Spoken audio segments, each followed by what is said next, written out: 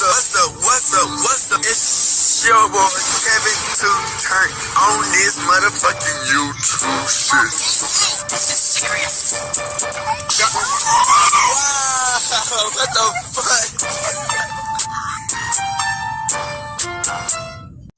Wow, what the fuck? What's up?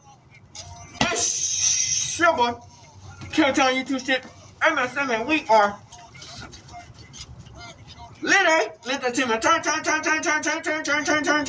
Change, motherfucker. Still hitting outside, big grip and again, still hitting outside shit, man.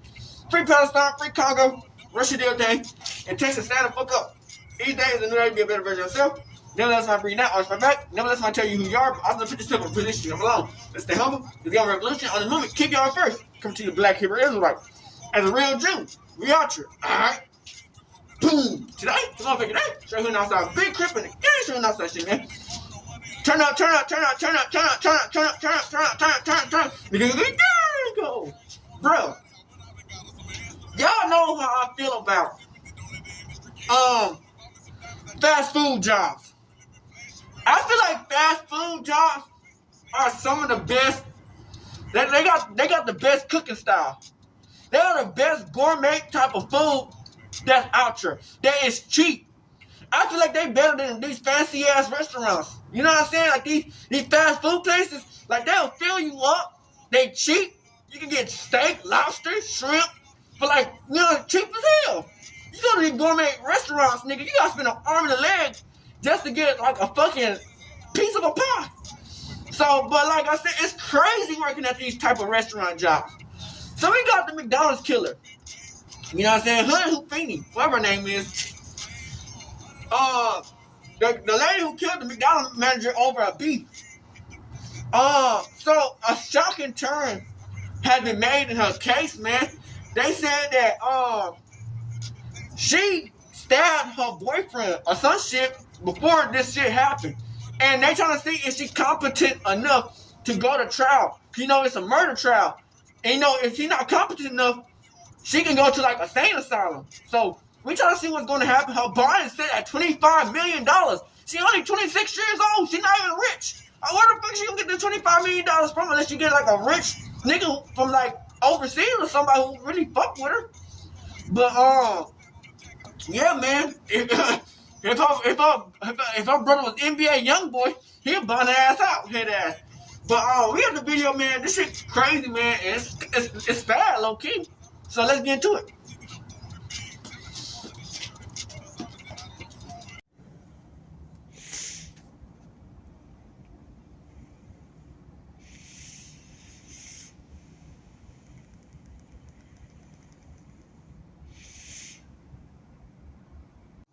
So we finna talk about the shocking murder case of McDonald's. You know what I'm saying? That girl who killed the McDonald's manager. They said it takes a shocking turn. She's a bully. I'm telling you. She's a bully. She could keep being a bully if she wants to, but that is going to catch up to her. You might remember this woman, Afini Muhammad, Real McDonald's employee who apparently went on a rant that prosecutors say turned deadly when she was accused of killing her manager at a McDonald's following an argument. Well, now a major decision has flipped this case, and we're going to break down what it means for what comes next in court with a criminal defense attorney. Welcome to Sidebar. Hey, what the fuck going on? Am I let her free? I'm Jesse Weber. I say send her ass to the sane asylum. Fuck it. You know what I'm saying? Don't send This her to all prison. started with a rant. It was raw, it was angry, and it was all over Instagram. She's a bully. I'm telling you.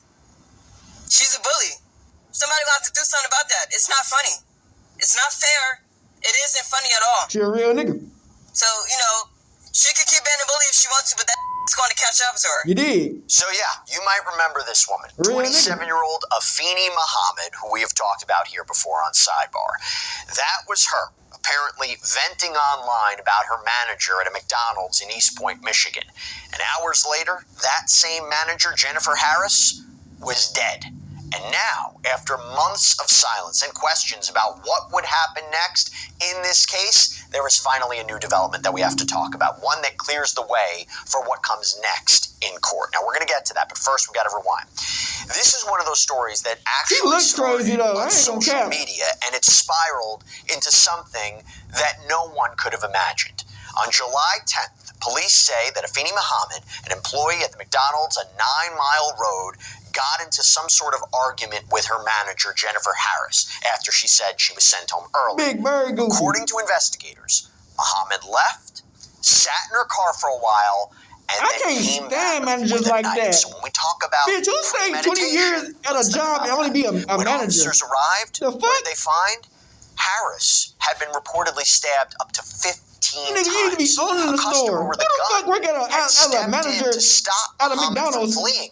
Now, and working that Harris bitch was for rushed 20 to the years? You hospital. gotta be She crazy as hell, tragically nigga. died later With from 10 her injuries. kids. Horrific case. You And on goofy. July 11th, when we talk about what's going on in the court process, I ain't working at Muhammad nothing for made her 20 years. first I ain't court owning appearance this for shit. her arraignment. This is What where do they think this detectives laid is? out what they say happened in chilling detail. Like, bro, anybody working at a job for 20 years and don't decide to own the shit, you gotta be crazy as sent hell. home by Harris for not performing her work duties and told Harris, "I'll be back." Muhammad was arrested on scene and the knife was recovered.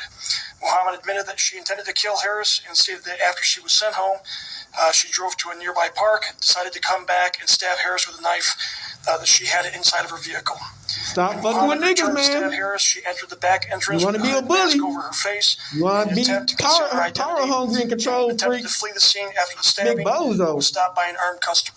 So Muhammad was charged with first-degree premeditated murder and carrying a dangerous That weapon. bitch crazy. with a I ain't lawful gonna catch. She intent. look Now, crazy. she's I ain't also catch. been She look charged crazy. as a But she a real habitual nigga. offender. What does that mean?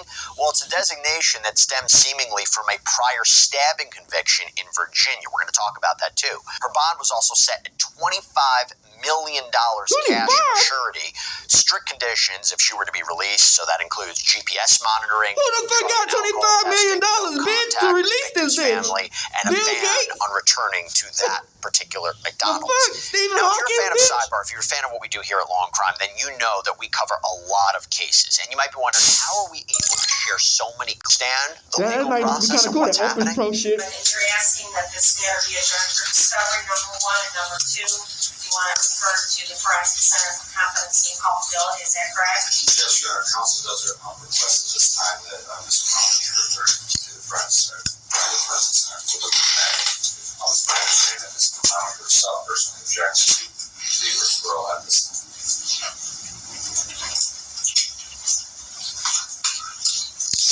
What is the actual basis that you rely on for the referral? Your Honor, based upon my observations of the case and reviewing the case, specifically the police reports, and then again my observations in interacting.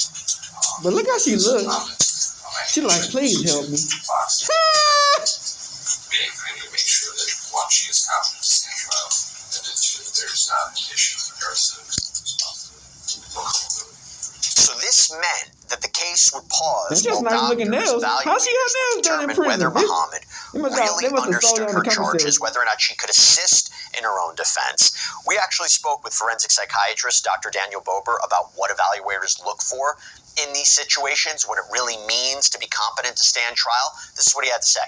Competency is a moving target. You know, someone can be competent 1 week and they could be incompetent. It need to the be next studied. week. How many times in the she done United changed her States, hair? competency is determined That's by a insane. U.S. Supreme Court case, U.S. v. Dusky. And essentially what that case says is that you have to have the ability to work with your attorney, to collaborate with them, and have a rational and factual understanding of the charges against you. So there are so many different reasons. I watched the Instagram video that she had posted prior to the incident, and you clearly have someone who has poor impulse control, is emotionally dysregulated, has escalating anger, repeated frustration, feels powerless over her situation, and feels that she's being subjected to this perceived injustice. There are so many different things here in the differential, and obviously I've never examined her, so I can't make a diagnosis, but I think about things like psychosis, a personality disorder, substance use, perhaps repeated exposure to trauma, and I think about delusions. I think about psychosis when I hear something like that. But again, there's just so much information that we would need. For example, was she treated for a prior mental health condition? Was she under the care of a psychiatrist? These are things I'd want to know. Talk to people that were around her in the hours and days prior to the incident. Now, during this same period, We also learned that Afeni Muhammad had a prior violent conviction. In March of 2022, she pleaded guilty in Virginia to unlawful wounding injury, stab, wound, cut without malicious intent. Court records from Virginia that were reviewed by Click on Detroit show that Muhammad had stabbed her then boyfriend during an argument in 2022, later telling police, "I stabbed him, is he okay?" Now, she was sentenced to 4 years, but that term was suspended, so meaning she only served probation. Yeah, she crazy as hell. Could that affect the current case? So now the case is back in motion after the results from the findings on her competency evaluation came in. And we're going to break down that report in a moment, but first, we got to get into all aspects of this case. So let me bring on somebody to talk about this, somebody I'm always happy to have on, criminal defense attorney John Day. John, thanks so much for taking the time to come back here on Sidebar to talk about what is a very strange and yet so she already stabbed somebody before? Because I heard they said that she was gonna try to kill somebody else. Even a criminal defense point. They said that they locked the she used to work at Taco Bell or some shit. I mean, you have this she locked somebody up in a freezer. Eyewitness who and they said they thought she was gonna kill her. Defendant. Talk to me about how strong you think the evidence is in this case. I mean, the social media posts, the eyewitness, those are all, if you're the prosecutor, you really, I guess it doesn't get much better than that. I mean, raps wasn't going to make it. Eyewitnesses, of course, are always subject to, the idea that what we see is not necessarily what really happened. There's always a lot of research on that. But if I'm prosecuting this, I feel pretty good about that. I mean, that's enough for me to keep going, and you're going to hope that a jury sees this the same way. Now, we'll talk about mental health in a second, but looking at this, if we build up the narrative that she was angry at her manager, she had this, it was fuming for quite some time, but how does the law separate between, let's say, an emotional impulse, maybe in the heat of an argument, even though she allegedly stepped out, came back in, you never know what somebody going through, man. Who you fucking with? Very thin line. People can be crazy as hell. Thin line. Nigga, I almost got stabbed by a bitch before. Premeditation can occur in an instant, and that's what prosecutors are always trying to convince the jury when they're asked to step down a charge in a homicide case. I mean, I don't know, man. It's the premeditation. It's what was going on in that defendant's mind, what was leading up to that. It could just be a snap decision, but in the right circumstances, you can have premeditation that occurs in that snap give her a second chance, decision a third moment. chance, And so, it's the idea that there's a backstory. Okay, this is not just a chance encounter, road rage type homicide. There's a backstory. There's something going on. Bro. And if you're the prosecutor, you want to hammer that home for the jury. You want to say, look, this is what was building. It's like turning on a tea kettle. Eventually, the steam explodes, and that's what was happening here. And so the prosecutors are going to look at the backstory. They're going to try to build it up. They're going to try to put a foundation together so the jury understands really why this occurred, even though it was, obviously it was a horrifying situation. In the eyes of the prosecutors, there's a reason that this happened. But that hairline is fuck. What's that forehead, nigga? And like, bro, that whole like digging my fucking hand, bitch. That forehead long as fuck. Stabbing case out in Virginia. How does that influence either the current charges or potential sentencing if she's convicted? Right. Well, clearly it's not happening in a vacuum. I mean, this is not a situation where it's an aberrational, at least in the eyes of the prosecutor, in the eyes of the state. It's not an aberrational thing. It's something that there's a history. She knows full well what happens when you take a blade to a human body. She's experienced that before. So at the very least in sentencing, it's going to play a huge role. And of course, a lot depends on what gets in, what the judge lets in front of the jury. But the idea that this is someone who's not, who has a familiarity with what happens when you take an instrument like that, a deadly weapon, and you apply it to a human body. She fully, in the eyes of the prosecutor, she fully knew what was going to happen. Well, let's talk about this. So the defense, they requested this competency evaluation and a criminal responsibility evaluation. How often do we see that in the beginning stages of these cases, or maybe during the course of a case, right? Competency doesn't necessarily have to be an issue that happens right at the beginning. It can sometimes happen in the middle. How often do we see that? Right. Well, generally, so what happens is in the judicial system, anyone who has a concern, generally it's the defense lawyer, but a judge can raise it, a prosecutor can raise it. Of course, that's much more rare, but defense lawyers have an obligation. If you think there's something going on with the client, with the defendant, that raises the issue of competency. Remember, competency is very different from things like not guilty by reason of insanity, things like that. Competency is pretty narrow. It's just the idea that this defendant understands the charges against her. This defendant understands what's being played out in court. She understands the role of the judge. She understands the role of the prosecutor. She understands the role of the defense attorney. And can she assist her defense attorney in preparing her own defense? Those are really the only issues that a competency evaluation gets into. It doesn't get into, did she know it was right or wrong? Those are the issues for the jury if it gets to that point.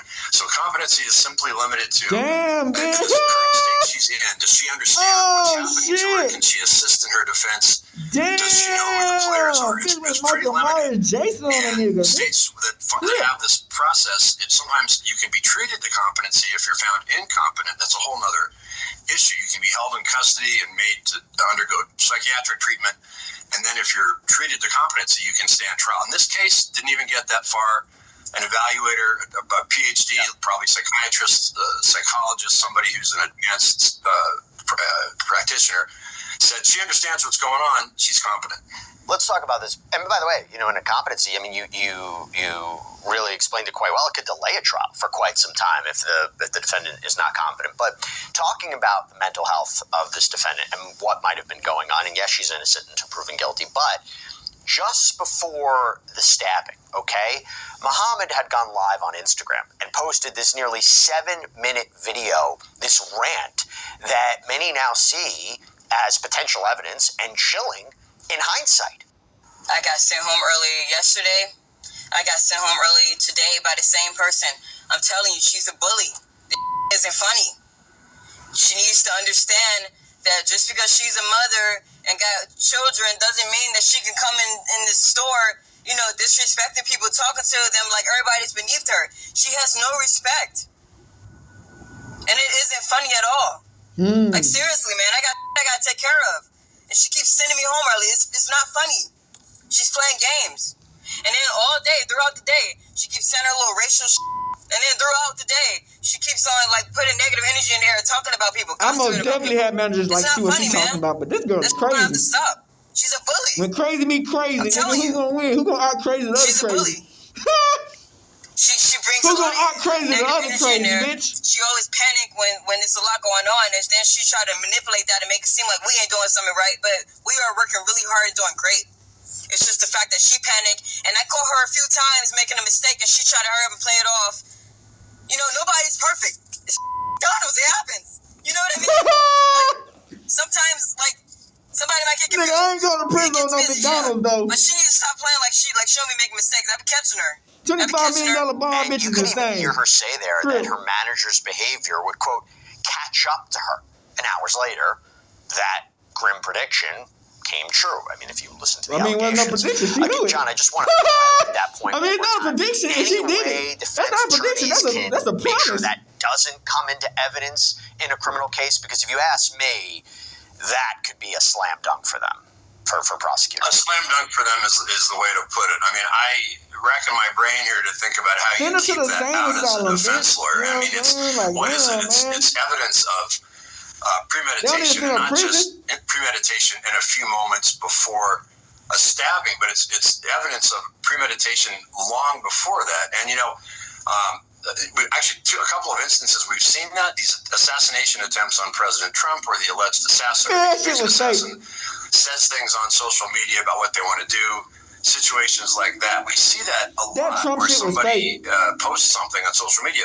That gets back to the issue of competency, though, because if somebody is saying, I'm going to do this, are they in their right mind? If you're the defense team, you want to say, look, this is what was going on with this person. So clearly they were not stable. She wasn't. You want that defeated the issue of competency if you're trying to defend She's not in her right mind. In the final analysis, having a social media post where you make those kind of threats, even if it's not a specific threat, ice on the cake. that's part of the whole. She was not in her right mind. She don't need to go to prison. Send her to the insane asylum. Say, look, this was give her a chance to a long time before, and she completed the plan. So take that as a promise or a threat, and she fulfilled the threat. The system we live in. threat, and she fulfilled the threat. It was a promise, nigga. It wasn't no threat. It was a promise. I want to go back to this a threat is like, case nigga, regarding mental health. I'm gonna do this. And I don't do after that's a several threat. delays, A promise is by I'm the way, gonna do a this review shit and hearing fuck your life up. And do early it. That's a September, promise. while doctors completed their evaluation. Muhammad was back in court, I should say, on October 8th, and this is where the judge confirmed those findings. The court is in receipt of a report dated September 17th, 2025, and it's my understanding that... Why is always some white lady with blonde hair judging niggas?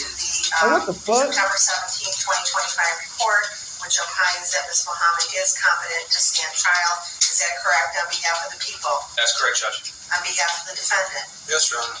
Very good. So this matter needs to be set for a preliminary examination. Now, in a statement to WJBK, Macomb County Prosecutor Peter Lucido said, the finding that the defendant is competent to stand trial ensures that she can now be held accountable through the proper legal process. The allegations describe a brutal act that has tragically ended the life of an innocent woman. Our office remains committed to seeking justice for the victim and her family. Now, John, let's get a little bit more granular here. What was that evaluation when you're determining competency? We talk about it, but what is it specifically? What are they asking? What are they looking for? How do you know for sure that she understands, let's say, the charges or the legal process or what's ahead of her? What does that evaluation actually look like?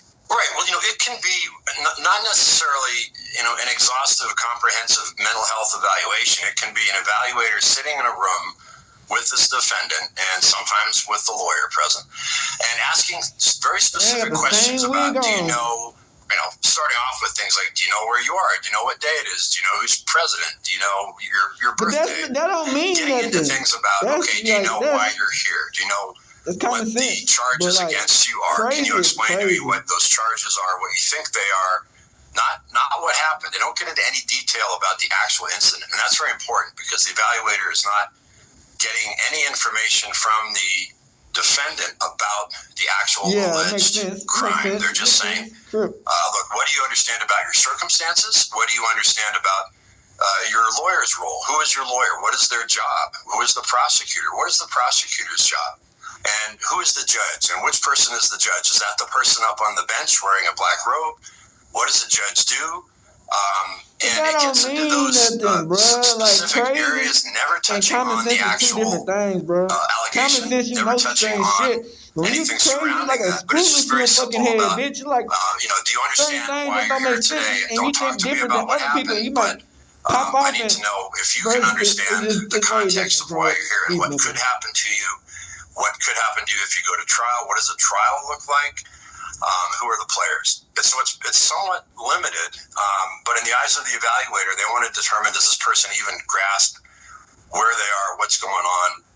And the people who are found not competent often have just absolutely no clue about any of these things, and that's because of the wide range of mental illness and various things that can affect the evaluation. But evaluators generally are also very well trained in trying to determine who is malingering, who is making stuff up. They can see through any kind of falsehoods or dissembling that a defendant might engage in. So that's one of the other things. A good evaluator knows when they're telling the truth, essentially, and when they're putting on a show.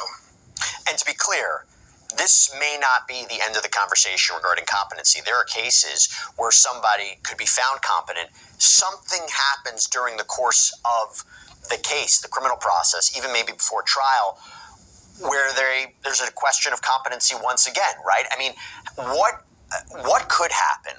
When would an attorney say, wait a minute, court, we're having a competency issue once again? What would be some red flags?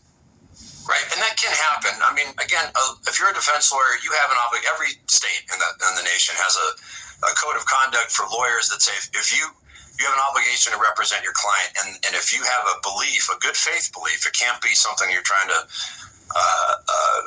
do not in good faith, something you're trying to do for the purposes of delay. If you have a good faith belief that this defendant has an issue, and it can come up again. I mean, she can be found competent to stand trial, and in 2 months, something may arise with her defense team that they say, look, this is happening again. We have a real issue.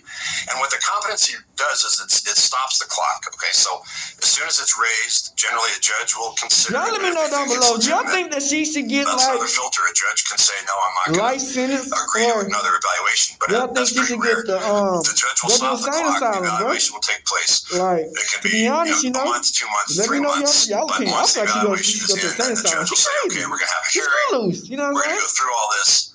Prosecution, defense both get to present arguments, and the judge decides. So it can happen in the middle of a trial. It can happen. She might thrive in prison, to be honest. Before an actual trial takes place. In prison, stabbing, It gets back to the allegations of she a might lawyer when they thrive. She might be believe a in good prison faith that something's going on with that defendant. Now she's due She back might be a queen pin in prison, bitch, stabbing all the niggas and shit. You done dirty work and What shit. can we expect from that? I don't know. It's going to be your mini trial, your mini probable cause hearing, where the prosecution gets to present just enough evidence to get over the probable cause hurdle in front of a judge. It's sort of the first glance that the defense has as to some of the key witnesses in the prosecution's she ain't case. laughing like the other person. We get a lot more information. She actually feels some these type of kinds way, of hearings, sometimes they get waived when the defense team decides, there's no benefit to us here. Let's Rule just number move forward. one. But a lot of times, Never ever laugh you're going to get a lot of murder discovery trial. out of this. You're going to get a lot of statements. You're going to get a lot of information about theories from the state. So it's a valuable step. It's an important step. Nigga, do not laugh in the murder trial. Nigga, you looking like a fool, nigga. Both sides get to they always trying to throw the book at your ass, reaction to the evidence. And if you're the prosecution, if you're the defense, you get more information about her role in this and how she's going to respond. Prosecution gets a chance to put on their case for the first time, the first bite of the apple. Damn. And usually, I mean, when you're talking about particularly like a case like this, prosecutors would be able to go over that hurdle and have enough evidence that there was probable cause this crime was committed and move forward towards trial. And as it moves forward towards trial, just to be clear for our audience, the jury, the potential jury in this case, they would not know about the competency issue, right? That wouldn't come up for them. That's not something they would have to use in their calculation about whether or not she committed this crime. That bitch a real nigga. I ain't gonna talk, bitch. Do not hear about all the preliminary matters, including whether or not there was a competency evaluation, whether she was found competent. That is not something that they need to or will hear. That's all kept from them. Obviously, we ain't supporting no black on black crime, but at the same time, you bully niggas, man, you on some bullshit, you on some fuck ass shit, niggas like, bro, come on, man. You never know what these niggas are going through, bro. Like, defense can put on various you think it's gonna be a joke? That might be your last joke, bitch. A lot of things. Expert witnesses can get into these areas, but you're not going to have a jury hear about the prior competency battle or the competency evaluation. Does this conversation we're having right now, does it give you any insight into where the defense may go? And B, it's always the defendant's choice about whether or not they want to take the stand. Right? Their defense attorneys can say, do not do this. I'm telling you, do not do this, but it's up to the defendant themselves. Any idea where the defense may go with this? And B, do you think there would be any advantage for her to take the stand and explain her side of the story? Hell no. As to a good question. Fuck no. The defense is going to want to mitigate everything that they can. They want to be able to explain why this person reacted the way they did. They want to explain what's going on. I mean, they want to get to that. They want to get up to that line. They want to get as close as they can to the idea that she's not responsible for her. I think the Julio girl, she would have had a better case to go on stand. In her head, what her mental state has been like. It's not gonna help her. You know what I'm saying? She gonna stand. She killed her. History to try to give the jurors some idea of why this was not. You might as well just let your lawyer do the work. For example, a cold-blooded killing, which the prosecution is going to be trying to paint it as. Now, as to B, as to whether she should testify, of course, that's always the defendant's choice.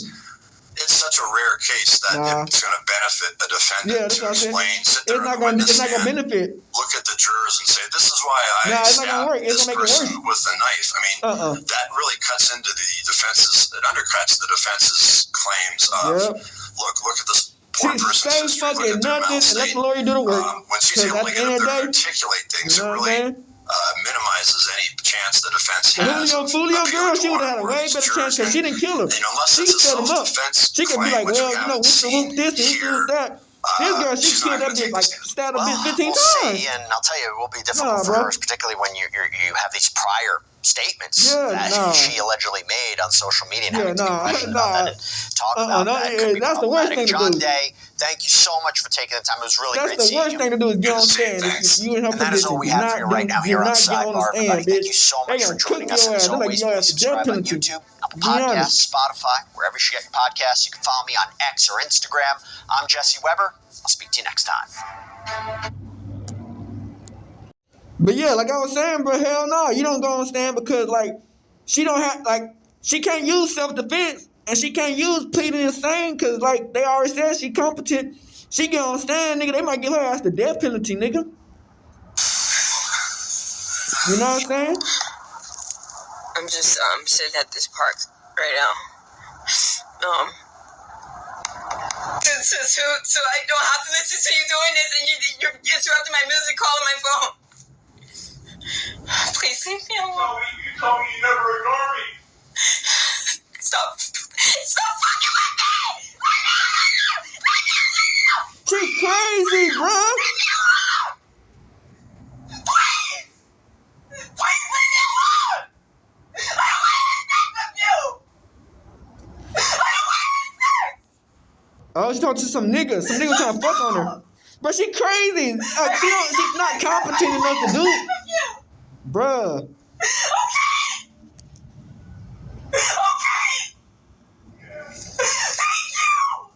Damn.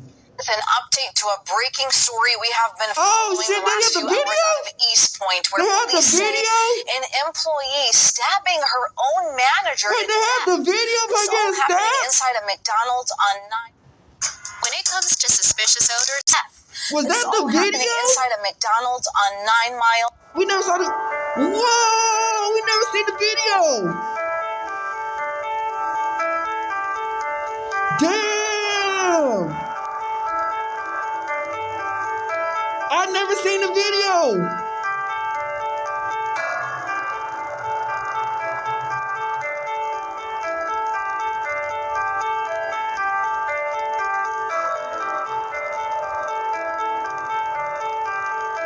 Damn, bitch! I never seen it. That's why I said I always like, you know what I'm saying?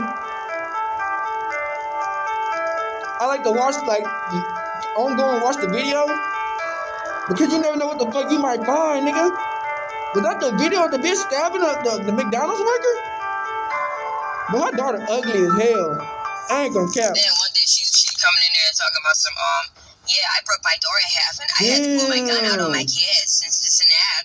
Was that really the video, telling nigga? us that, like, the fuck you telling us you pulled a gun out on your kids for? You sound like a fucking psychopath. That's what I wanted to tell her.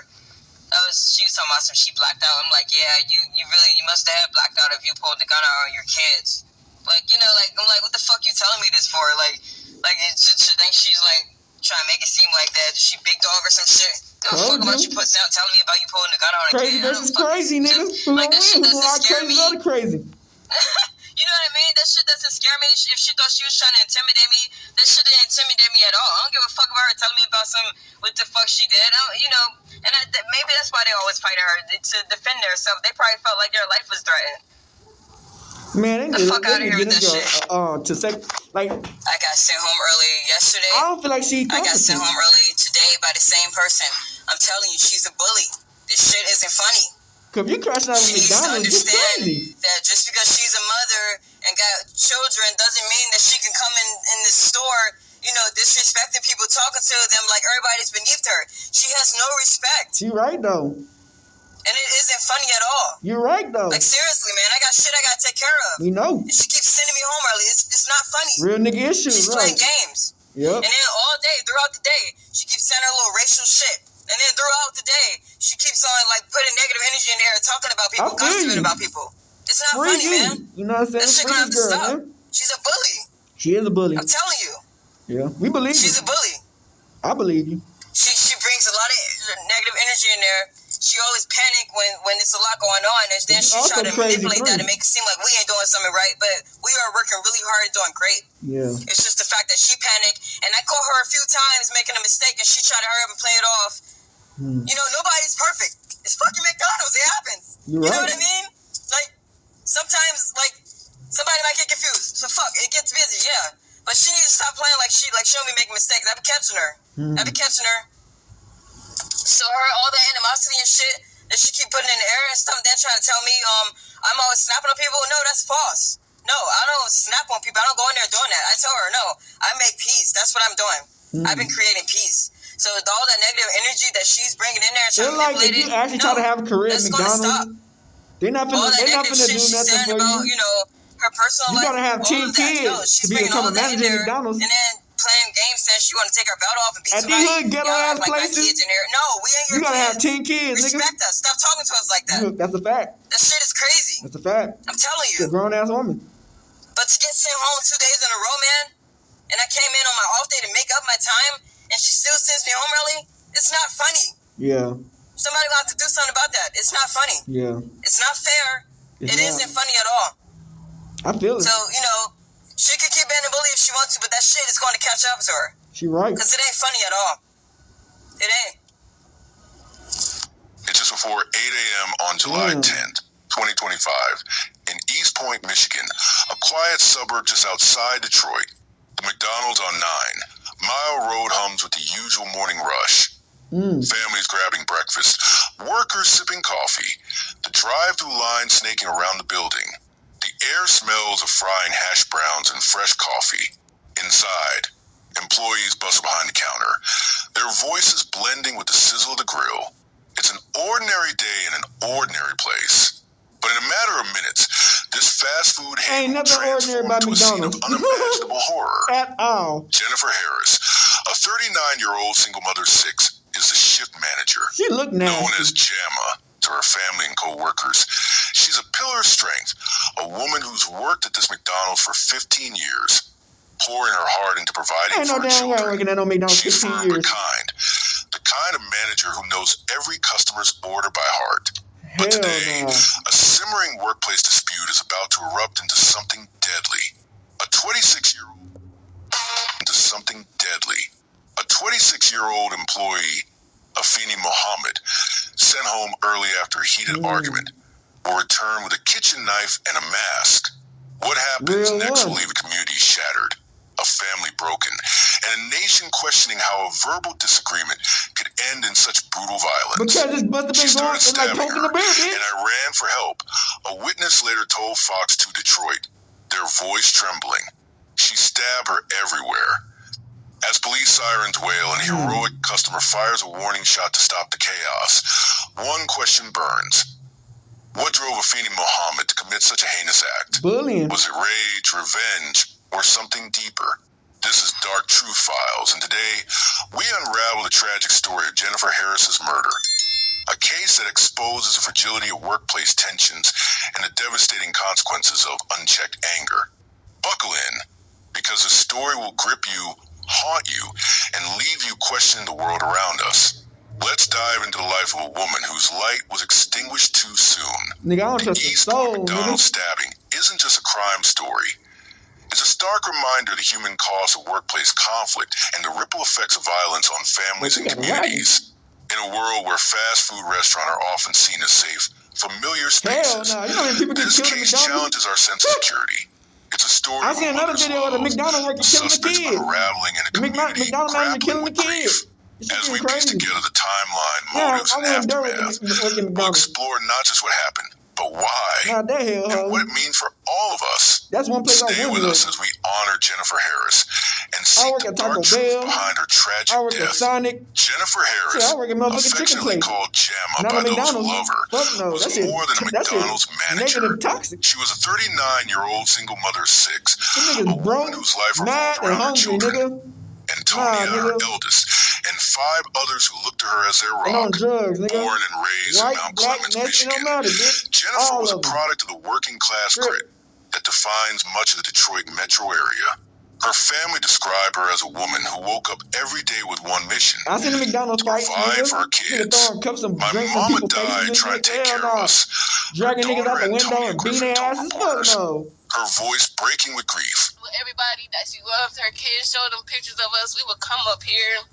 We met her co-workers. But that bitch was ugly. We met the lady. Her daughter is ugly as hell. I don't understand why she I ain't trying to be mean to RIP. but It was not fair. nah, bro. My mama didn't deserve that. My mama was even good to her. She was good to But why the fuck everybody. wasn't you helping your mom so she wouldn't have to work so fucking much, Jennifer's bitch? journey wasn't easy. You got like 10 As a single kids. You mother, got like 10 kids. she Of course you juggled be the working demands 30 of hours, raising 6 100 children hours, bitch. while working long hours at the McDonald's on You got to. These kids ain't doing Road shit. at East Point. You For got 30 15 kids, years, bitch. she climbed the ranks from crew member to shift manager, earning the respect of her Shift co-workers manager after and the 15 loyalty of years? her customers. Are She you was so crazy? good to everybody, Antonia What said. the fuck is a A shift manager? hard-working woman. Nigga, Her co-workers I echoed need the to be the sentiment. owner. Kelly What are you McAlpine, talking a about? fellow employee, Shift told manager? CBS That ain't News, shit. "I'm shocked. After 15 I years? couldn't believe it. I was devastated. Hell no. Never would have thought something like this was going to happen there." Jennifer's life was a testament to resilience. See, that's the type of shit we She got. wasn't You just know a what I'm saying? manager. We got She was motherfuckers a working at mentor, a friend, and a beacon of kindness in a fast food places for fast-paced 15 environment. years. Customers And ain't knew moving her up to warm no, ain't smile, owning this shit. and her children You knew know what her I'm saying? That's what unwavering McDonald's devotion. do. She worked It keep your grueling ass in a shifts, fucking delusion. often starting before Moved up to dawn, manager. What the fuck they to gonna do? ensure Bitch, her I need to kids had own food this on the shit, nigga. table, Give me a piece of the clothes on their brand, nigga. backs, and a roof The over their fuck? heads. Her daughter, Antonia, Yeah, shit. recalled meeting Afeni Mohammed, the woman now accused of her mother's murder, and noted that Jennifer had And always McDonald's treated had her some with swag, low key, kindness. though. McDonald's "We had met the lady in how that shit everything," swagged out. Antonia said. "I don't understand why she had to kill her." But I mean, I won't be East rocking a Point, McDonald's a jacket. small city of about 34,000 people, Nigga, is a what? tight-knit community where places like McDonald's serve as more than just restaurants.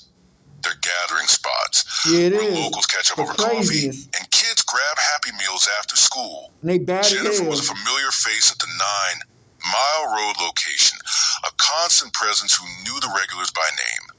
The franchise owner, Yusuf Alcadre, described her as a dedicated employee he was the whose loss owner. was felt deeply. Bitch, you need to move "We on. are Bitch, why deeply the fuck you saddened just by keep this that shift tragic manager, incident, bitch? and our Give hearts her a go piece out to of the the victim's fucking pie. family and loved ones," he The said in a fuck? statement. Jennifer's life wasn't without challenges.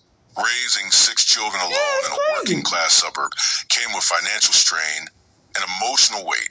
Yet, she poured her energy into her family, Look at that dreaming of a bitch. better future for her kids.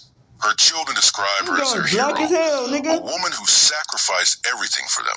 "My mama was a good person. She was the best mom anybody could ever. Huggies. My R.I.P. mama on was mama, a but good that person. bitch is ugly, She was bro. the best mom anybody could ever ask for," Antonia told WXYZ.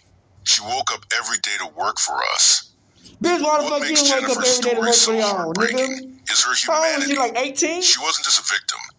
She was a woman with dreams, I fears, heard and that her fierce husband love went to for her prison. family. Her children, now left without their mother, face an unimaginable void. The East Point community, They gotta stay with her grandma too, now. mourns the loss of a woman who represented the best of their town. Hardworking, kind, and deeply connected to those around her. As we move into the events of that fateful morning, Man, it's a side to every story. keep I ain't Jennifer's gonna face say in your she's a mind. hero. A Hell woman no. who deserved to come home to her There's some cool children, people who act like that, not but to become behind a the scenes, headline. these motherfuckers are July nasty. 10th, 2025. Start like They're any rude. other Used to day try at to the get other McDonald's on jobs and 9 shit. Nasty ass Mile Road motherfuckers. and Fuck them Schroeder motherfuckers, Avenue man. in East Point. It was just They'll before fire 8 your ass. a.m. You try to get and another the job, breakfast rush they'll was try in to full stop you from getting swing. another job. The restaurant was You know what I'm saying? alive with the Nasty clatter ass of managers. trays, the beep of the drive-through timer, and the chatter of You customers. know, you're gonna try to ruin me Jennifer from getting another Harris, job. You know what I'm saying? the Like, shift niggas like manager, shit like that, you was know. overseeing Don't operations, manage, man. ensuring orders were filled, and the crew They stayed on gotta task. get what's coming, because they Among need her bullshit. team was 26-year-old Afeni Mohammed, an employee known to some as Risen Phoenix on social media. The morning wasn't without tension. According to police reports, Jennifer and Afeni had a verbal altercation early in the shift. The exact details I of ain't the never heard argument of it before remain this. unclear, but it was significant enough for Jennifer, as the manager, to send Afeni home early. Prosecuting attorney That's why I Sion sent her ass Antrell home, later making me revealed videos. that Jennifer cited Afeni's performance I ain't as a gonna count reason it. for dismissal. That probably was sitting at Afeni, home visibly making these upset, fucking videos in responded with a McDonald's, chilling bitch. promise. "I'll be back." Afeni left the restaurant, but the situation was far from resolved. According to investigators, she didn't go far. Instead, she headed to a nearby park, where she reportedly lingered, her anger simmering. What happened in those moments remains a mystery, but one thing is clear. Afeni Mohammed was not done with Jennifer Harris. At approximately 7:50 a.m., Afeni returned to McDonald's, Witnesses later reported that she was wearing a face mask, an unusual detail that suggested premeditation. In her hand was a kitchen knife, its blade gleaming under the fluorescent lights of the restaurant. The atmosphere shifted instantly as Afeni approached Jennifer, who was working near the counter. Without warning, she began stabbing Jennifer viciously, relentlessly. Prosecutors later stated that Jennifer was stabbed approximately 15 times, with wounds concentrated in her face and body. The scene was chaos. Customers screamed, employees froze, and the air filled with panic. A witness in the drive-thru, who spoke to Fox 2 Detroit, described the horror. "She started stabbing her, and I ran for help. She stabbed her everywhere. Jennifer, defenseless, collapsed under the onslaught, her blood staining the floor of the place where she'd worked for 15 years. Amid the chaos, a customer in the drive-thru, a licensed concealed pistol holder, witnessed the attack. Acting on instinct, he drew his firearm and fired a single warning shot into the air. The gunshot echoed to the restaurant, momentarily halting Afeni's attack.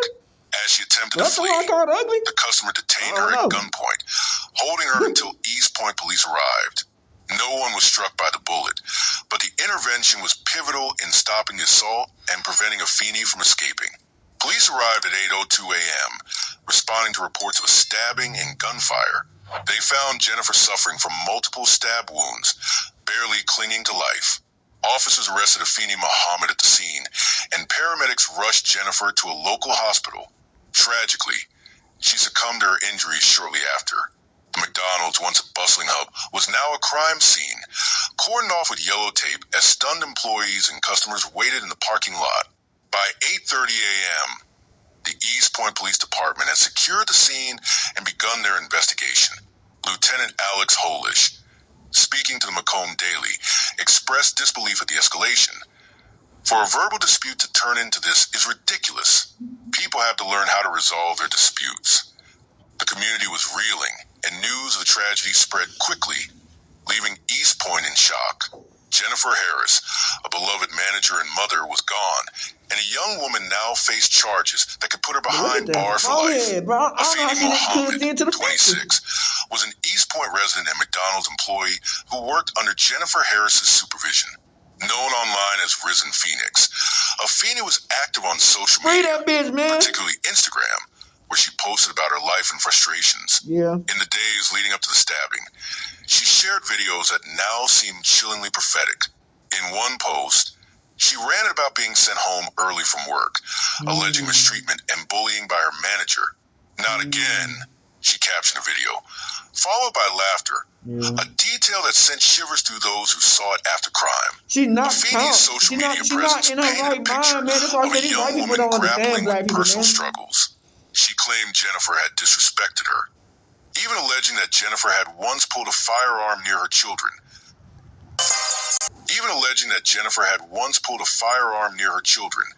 Though no evidence has substantiated this claim. These posts suggest a growing resentment toward Jennifer. But what pushed Afeni to such an extreme act? Was it a sudden snap, or was this a premeditated act of revenge? The motive behind Jennifer's murder appears rooted in workplace tension, according to police and prosecutors. The July 10th argument was not an isolated incident. Afeni had been sent home early at least twice before, which she perceived as unfair and humiliating. Her Instagram videos reveal a sense of grievance, with complaints about being bullied and sent home for nothing. The prosecution alleges that Afeni's anger festered after being dismissed that morning, leading her to return with a knife and a mask. A clear sign of intent, but was there more to the story? Some online speculation has pointed to personal conflicts between Afeni and Jennifer, though no concrete evidence supports this. Jennifer's daughter, Antonia, insisted that her mother was kind to Afeni, suggesting no deep-seated animosity on Jennifer's part. Afeni's perception of mistreatment had been magnified by personal struggles or mental health issues. Without access to her psychological history, this remains a question mark, but her social media activity hints at a volatile emotional state. Early reports raise questions about whether other factors contributed to crime. Some social media posts speculated about a deeper feud, possibly involving personal issues outside the workplace. However, police have found no evidence of a prior relationship beyond their professional interactions. Another theory floated online suggested that Afeni's actions might have been influenced by external pressures, such as financial stress or personal conflicts, but these remain unverified and speculative. The prosecution's case is straightforward. Afeni acted out of rage and premeditation, driven by her resentment over being sent home.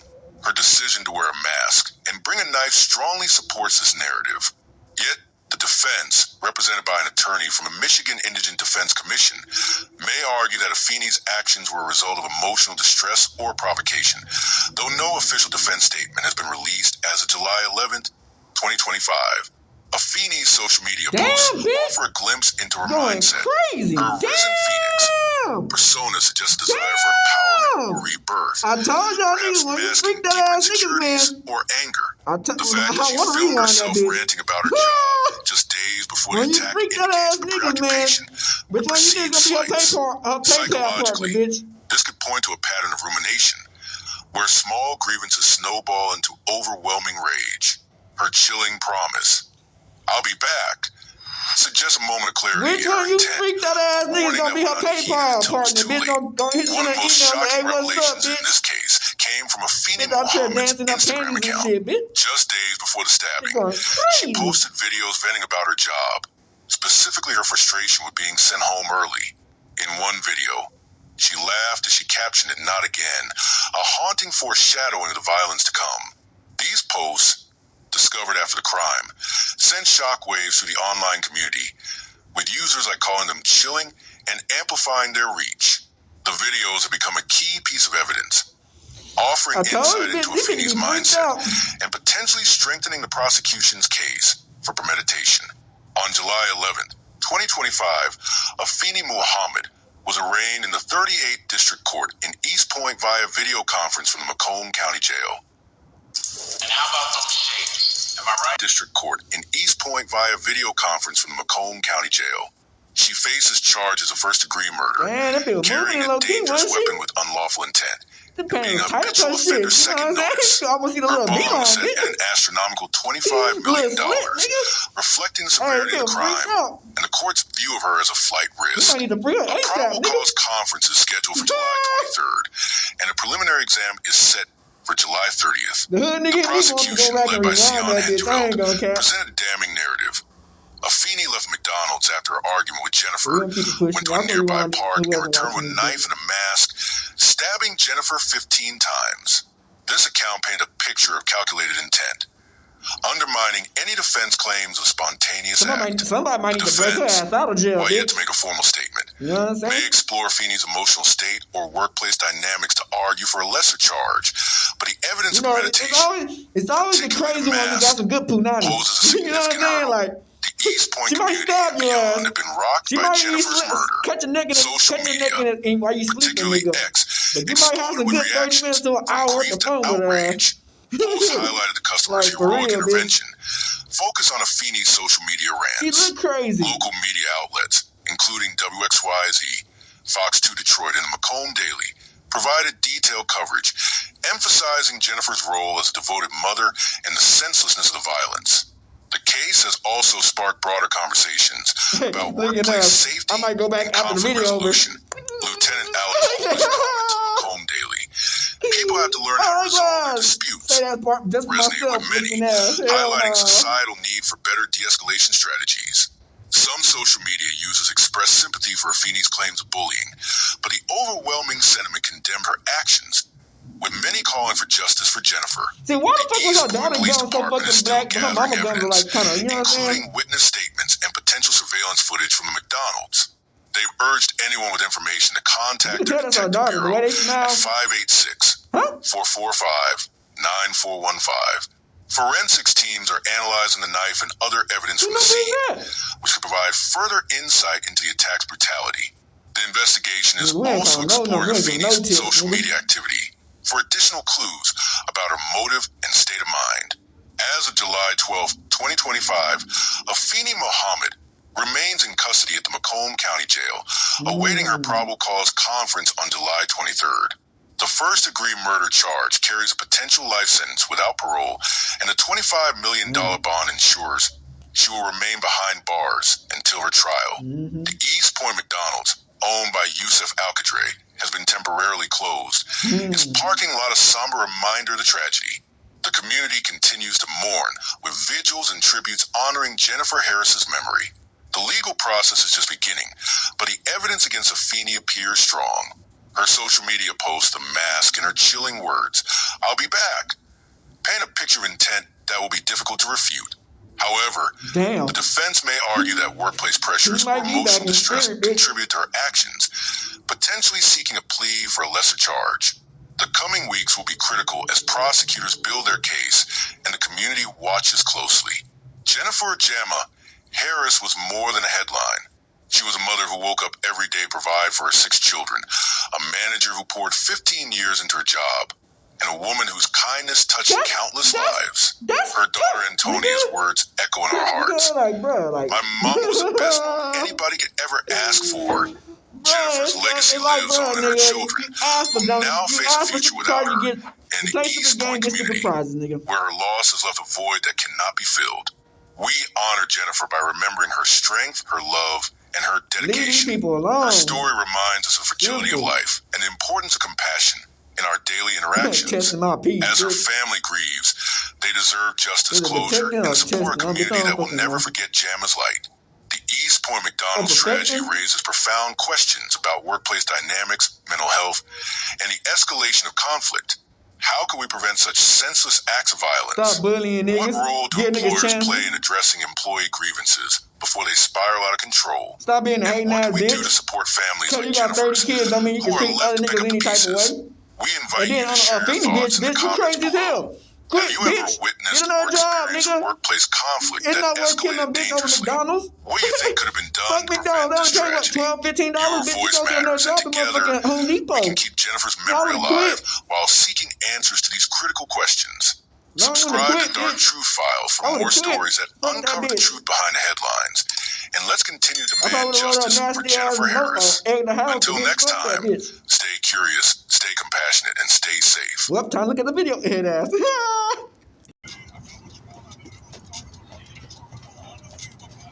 Alright, back. So y'all see from that situation, man. One thing that I like to tell y'all niggas, bullying. Like, just because you got the position and you got a little bit of power, don't mean to bully niggas. You know what I'm saying? Also, the Afeni girl. Just because you is an employee and you know what I'm saying, you going through what you're going through, don't mean that you can control the situation all the time. It's just crazy versus crazy. She crazy as hell. You working at a job for 15 years, you gotta be crazy as hell. You getting mad at you is at McDonald's, you the employee getting mad because they not giving you no hours and you wanna go on a rant. You crazy as fuck. Because nigga, I would have quit McDonald's. You know what I'm saying? But like at the end of the day, man, who knows how her job afterwards was lined up. You know what I'm saying? She probably really need McDonald's. But like I said, man, it's always that slim 5 seconds you think about. Do I snap off or do I just fuck it over and just go? Me, I would have quit. You know what I'm saying? But at the end of the day, you know, she did what she did. You know what I'm saying? I do feel like we all have something that be fucked up with us. You know what I'm saying? I do think she is crazy. I don't think she's competent enough to go on stand. She crazy. But like I said, we live in this white system. We don't understand black people. You know what I'm saying? But RP to the lady. You know what I'm saying? Free the girl.